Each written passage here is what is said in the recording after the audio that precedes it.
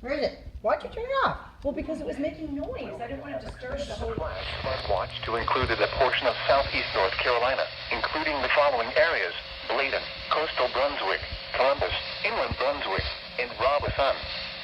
Through late tonight, there is potential for widespread 1 to 3 inches of rainfall with isolated 4-inch amounts possible, all accumulating this afternoon through tonight. Soil moistures have not fully recovered from heavy rains that occurred late last week.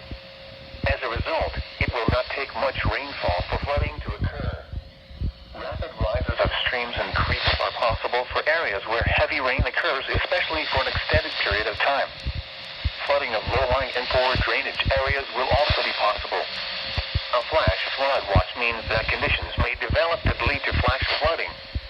Flash flooding is a very dangerous situation. You should monitor later forecasts and be prepared to take action should flash flood warnings be issued.